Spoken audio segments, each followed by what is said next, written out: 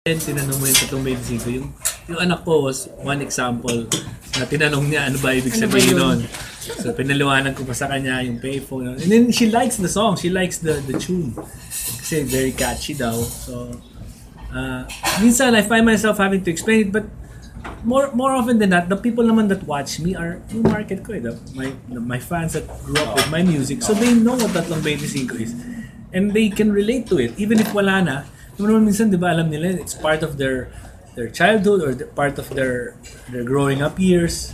So parang, gets nila yung tatlong 25. Isa nga, iniiba na nga namin yung arrangement para, yun ang trademark ng doorbells, iniiba namin yung arrangement. Para mag-suit sa tunog ngayon. Dingdong, gusto mong intriga sa'yo sa mga parang you're having this concert because again, election na naman next year, trying to be visible. Tugol pa? Malayo ba? Tagal pa So, hindi yun. Pwede ba mag-birthday muna? Oo nga. Wala, alam mo yung pag-intriga, kung people can always say something, can twist something, you know, and you just you don't have to mind them kasi sometimes yung mga sinasabi nila are just sometimes outright absurd or di ba? Minsan parang walang katuturan eh. So, tsaka sa Manila naman yung concert mo, hindi naman secure. Yeah, o yung pa isa, di ba? Hindi, gusto nga nila mag-concert ako sa secure. Oo, pwede rin. Hindi, given na yun eh. Swerte nga ng mga taga-secure pag nandun ako kasi pag may chance na pag-perform ako sa mga fiesta, ganyan. But it's something that I love to do and you know, it's my job. I'm an entertainer. So, I don't think that I should be bothered if somebody would say that. Kasama na yun eh, mga people can have will have their own opinions about some things. But you just have to move on, and there are a lot more people that matter, that do matter, the people that do appreciate what you do. And those are the ones that also matter to me. Kasi sila yung tumatangkilik sa'yo. Siyempre, ang responsibilidad mo sa kanila kasi sila yung tumatangkilik sa'yo. Dingdong nung naging public servant ka, how much time yung parang medyo nabawasan sa'yo as an entertainer? Malaki. Marami akong, alam ng wife ko to, marami akong mga shows that I initially, especially nung bago pa lang ako, that I had to say no to because nagkaroon ng conflict sa mga schedules ko. But now na medyo nag-normalize na, I'm slowly getting back to it. Kasi naka-set up na. Kasi umpisa pa, the hardest part is when you're getting started eh. Siyempre, paano mo i-set up yung opisina mo, paano yung, di ba, yung pamamalakad. Sa umpisa talaga, mahirap yun eh. Mangangapa ka rin, di ba? Pero ngayon, na medyo meron na kayo na-establish na sistema, you can weave around it. Then you can start putting in your schedule. You have to just balance it. You know? It's all about time management. Yun. So, na-miss mo kahit paano? Oo, na-miss ko yung pag-perform. I mean, I always look forward to it. In fact, isa yan sa mga, mga, I don't want to say pangarap ba? Kasi dami ko na naman nagawa. But what I want to see happening with me in the band is to go on tour. I want to bring my band on tour and really bring OPM around. I mean, yung music na kinalakihan natin o kinalakihan ko, usually the music, that's what I do eh. And I just share it to people. I'm surprised, dami nakaka-relate talaga. Even the young ones, now na, di ba may mga fans ako, mga bata pa eh. Mga 20 plus lang. Appreciate nila yung mga songs dati. Sabi ko, and then, you know, those are the ones that tutuwa ako. Makes me happy na kahit hindi mo na generation, nakikita nila na they like your music, they like what you do. So, nakakatuwa lang.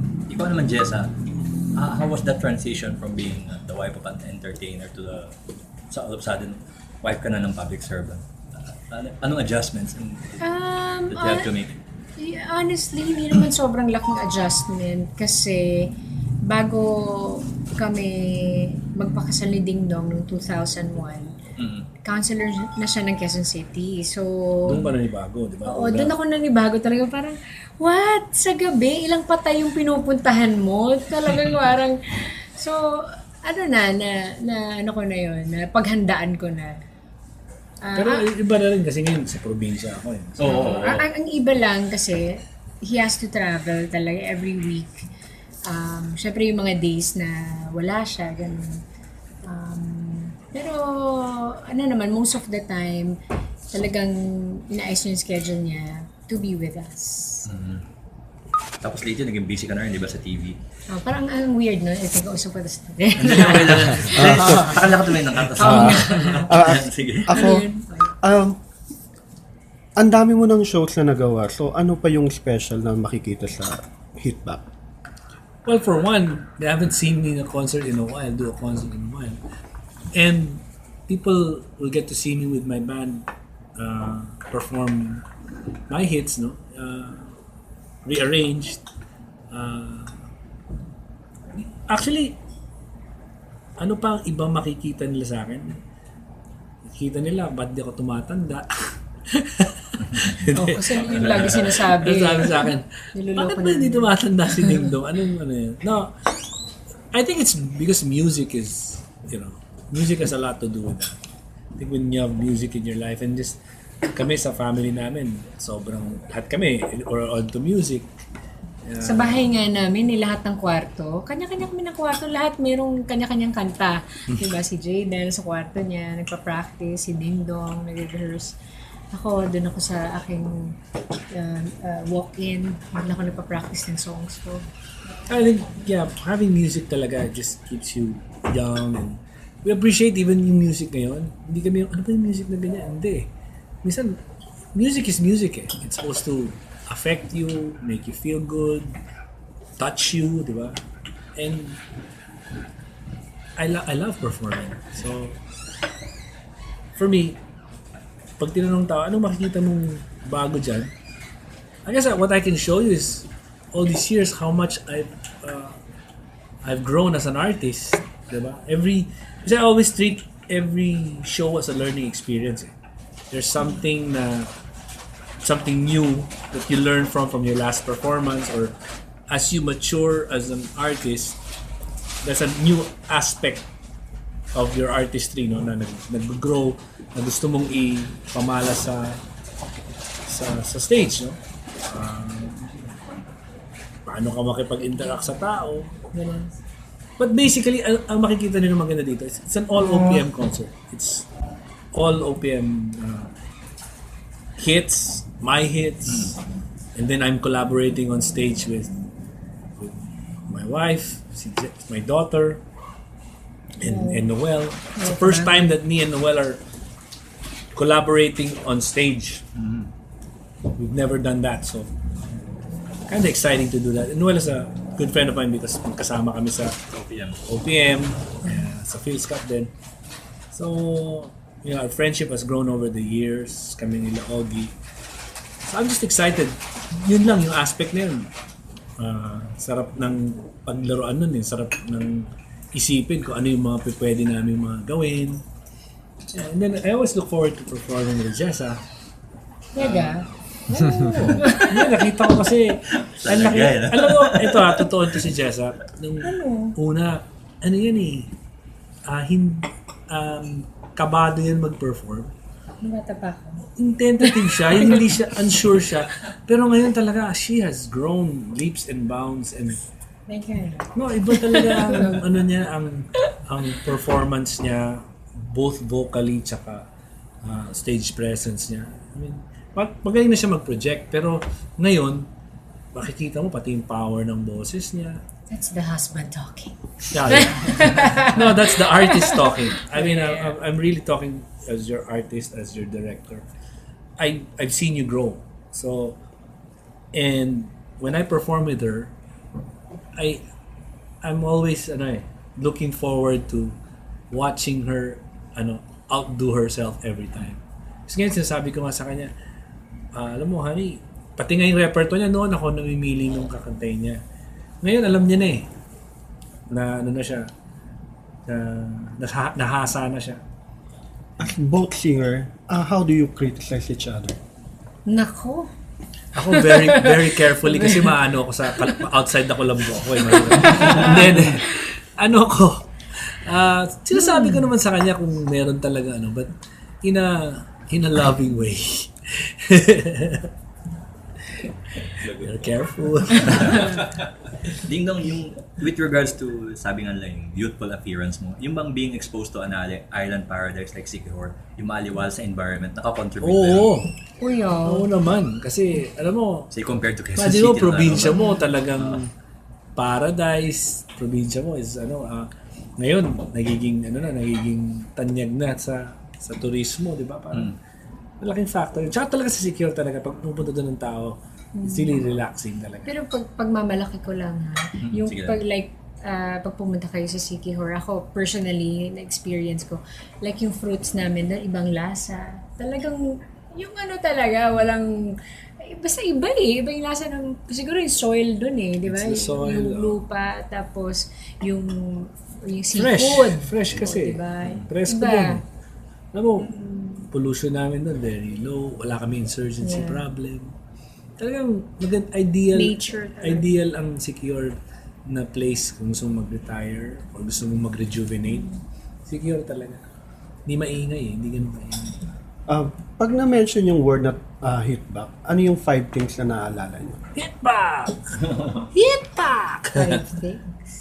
Ako OPM. Kahit kasi naalala ko yun talaga when I was growing up, naririnig ko radyo. 5 things. Radyo, kasagsagan ng radyo, OPM, pag sinabi ko sa hitback, OPM. Naalala ko, anong tawag dito? Yung kabataan ko, naalala ko,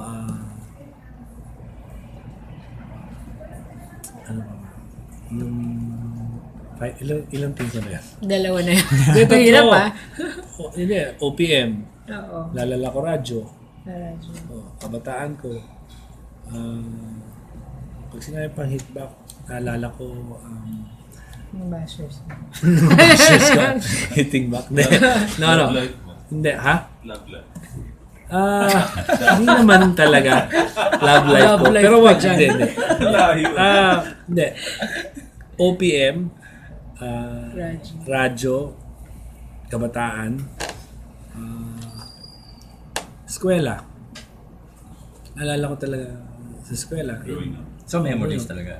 May memories talaga, hitback. Maybe Dingdong, you should explain the context. Yung radio, maybe they don't.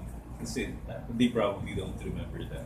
Yeah, because the kids now, they probably don't know yung hitback. Si Jessa nga barely pa pero naalala mo, di ba? Yeah. Kasi kailan lang naman ata na, kung ginagamit pa ba nila sa radyo yun? Pero, Maybe they call it yung They call mga... it throwback. Ha? Throwback. Ngayon na kasi throwback di ba? Oo. Throwback. Pero actually noon, hitback yan Hitback. I remember What that. station is that? I forgot. Forgot na I can't remember. Marami yatang gumamit. Tatanong mo sa radyo. Hitback. Marami yatang gumamit yan pero naalala ko yan yung mga... So ano yung mga, AM ata ano yung mga namimiss mo nung fame days mo? Ako, nami-miss ko. Yung peak ng career. Tilian ng mga Hindi, Nag-ano ka din, Dingdong, di ba? Nag-That's Entertainment ka din. hindi. Hindi. Ako kasi music talaga ako. I miss those days that life was much simpler then. You just wanted to sing and you really didn't care about the business aspect of what you were doing. And ngayon kasi parang as you got older, dahil mo nang pina-factor in. Pero love ko pa rin siya. I mean, andun pa rin talagang because I love to perform. But if you're talking about ano yung namimiss ko nung araw, yun, namimiss ko yung I used to go around and actually hindi kasi I still go around now. Pero hindi kasi iba yung vibrance ng youth The innocence of youth. Ha? The innocence. No, the innocence of youth parang I mean, it's a Carefree, different experience diba? for you Kasi right now, while it's still a learning experience for me, even at my age, I miss those times when you were just go-getter ka, go, game, talagang lahat game mo. Yun yung mga tsaka namin miss ko rin yung mga taong I used to be with that are no longer around or I don't see them as often. You miss those people. And I value them because hindi ako makakaabot dito kung wala yung mga tao na nakahalubilo ko along the way. Ako, sabi ko nga, tinuturo ko rin sa anak ko yan. Dapat alamin mo saan anong pinanggalingan mo. And tanawan mo, appreciate mo yung mga tao na kapaligid sa'yo because yan yung mga taong mag-aangat sa'yo. Sabi ko. At hindi ka makakarating doon. Sa pagbaba mo, yun din naman tao makakasama mo. So, just learn to appreciate and show your appreciation for them. Would you say that you're prouder growing up in an age where there was no Facebook, there was no mobile? Good question. I'm prouder. Yeah. I wish knowing how it is now. Let's put it this way. I wish the children or the generation now could have experienced what we experienced then. Good answer. That's what I wish for them. There has undeniably maraming advantages ngayon yung mabilis information is readily available and we're thankful for that. It made life easier, but it's also made nagiging ibang mold ng tao eh. Iba ang outlook ng tao. Nagiging minsan introvert sila. Minsan they're just on their phones the whole time, Pansinin mo yun, lagi tayo nasa... I find myself observing that. I go to a coffee shop or whatever, so I'm waiting. I'll put down my phone and I'll look at the people kahit saan ka. Lahat hawak telepono. 90%, 95% are all on their phones and it's just... Like, wow. Wala na nag-uusap. Dati nga, di ba, may laptop pa. Ngayon, wala nang laptop. Talagang telepono na lang. It's sad. Parang kayo, There's a sense of sadness to it. Because then, yung interaction ng tao, although, instant talaga, worldwide ka agad. Pag-click mo, minsan nakakatuwa din yung kamag-anak mo sa Amerika. Biglang seconds lang, andyan na kagad yung sagot or something. Parang nandyan na kayo. But the downside is, yun nga, yung personal touch minsan na constant interaction sa tao, yung totoong feel yung gano'n, minsan parang nabawasan na yun. And yun nga minsan pag sobrang readily available ang information and all, people get to be impatient, tend to be mas tayo ngayon mas parang lalo na yung bata kasi tayo galing pa tayo sa generation yun. Pagdating ngayon na-enjoy natin yung technology ngayon pero yung kinalakihan natin na-experience natin. Sila hindi nila na-experience yan eh. So ngayon, ito lang na-experience sila. Tendency nila, more of self ang kanilang self-gratification kaagad eh. Kanila, di ba? Pag konting delay lang ng signal, ano ba yan? Mga signal na yan. Parang nabawasan yung kilig factor sa romance. Di ba gaya ng araw, old-fashioned landline? Yun. Tapos the love letters and all that. Iba, di ba? Wala pa mga text nun, Iba na. Di ba? So, yun, yung mga things na ganun, you miss that, di ba?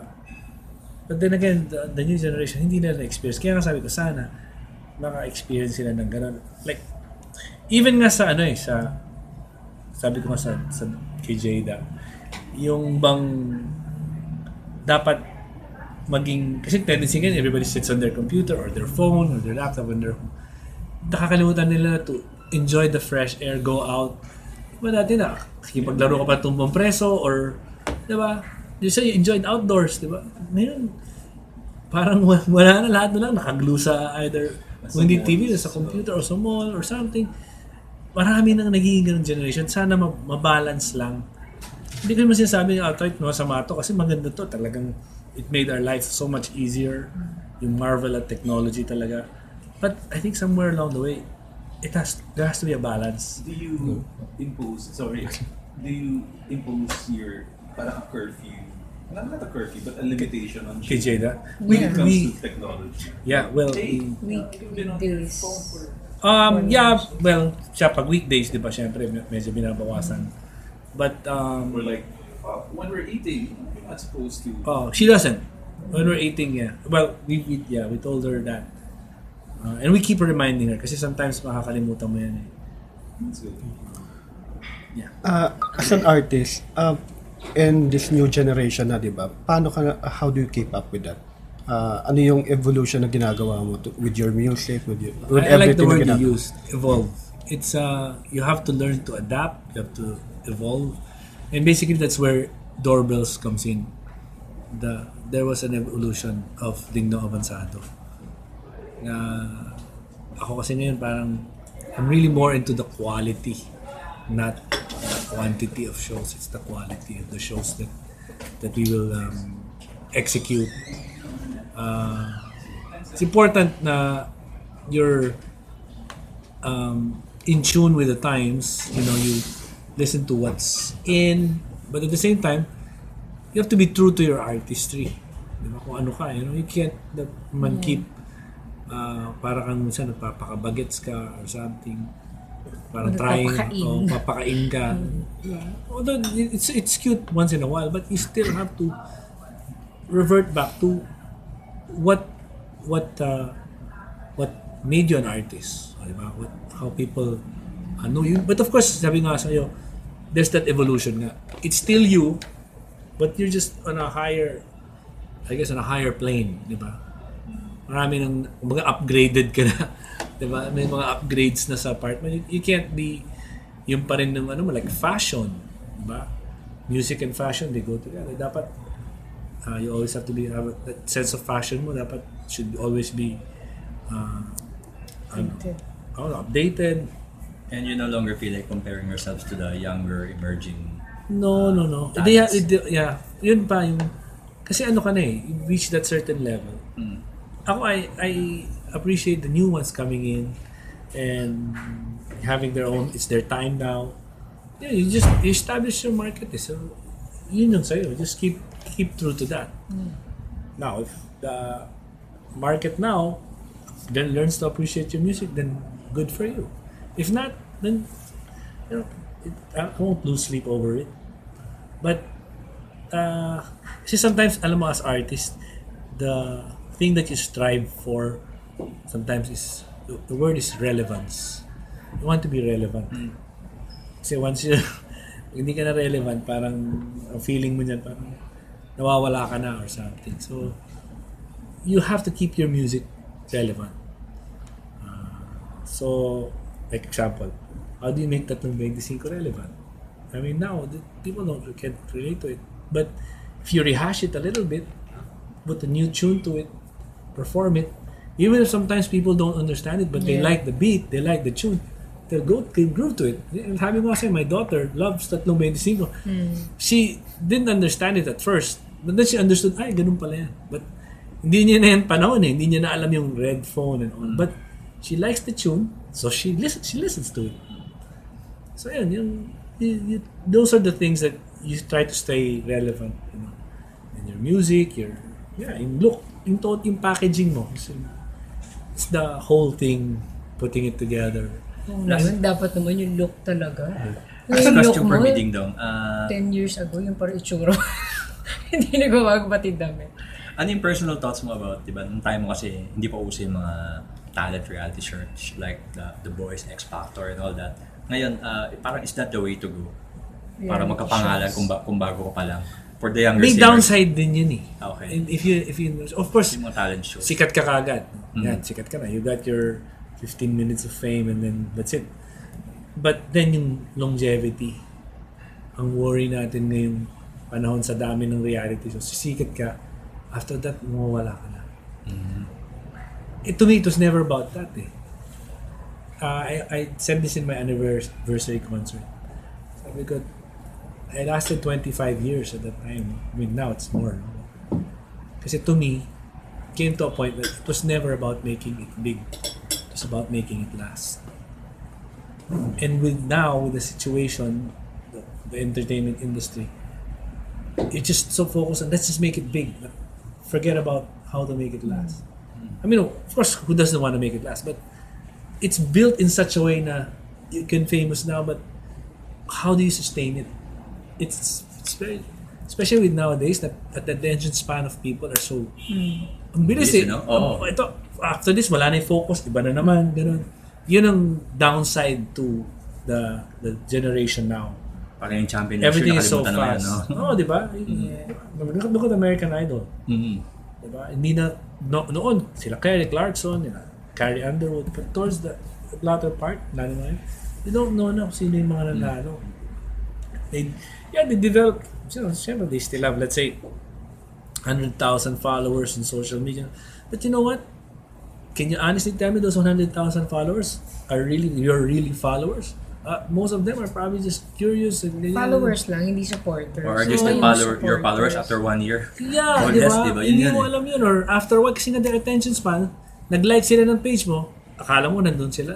Hindi yun eh. Hindi ganun yun. Tsaka, I still believe, even though ang daming tao na sa social media, mas marami pa rin taong hindi. Mas marami pa rin tao because sa sobrang busy ng buhay nila. Hindi, they're not all into social media. Maybe they have a Facebook account or something, but they're not talagang as in, But I'm talking about my generation. But the generation now, it's a different thing because they're all going towards that, getting into their phones and getting caught up in that kind of world. I wish, there's more to that. Entertainment industry-wise, dapat sana magkaroon pa ng chance yung mga ibang artist natin na humaba yung mga careers nila. Nangawit ka ba? Ikaw muna. Dingdong, pag sinabi kasing Hitback, medyo ang dating niyan parang reminiscing factor. Ano ba yung magiging overall theme or mood nung concert? Nandun yung, syempre, pagbabalik tanaw, syempre, pagbibigay pugay sa mga music of yesteryears. But the overall underlying thing is, magsaya tayo. Kasi it's a celebration of OPM music. So, what I want for people to do in that show is really enjoy the music. It's really, of course, reminisce. But when you go home, I wanted to say, wow, that was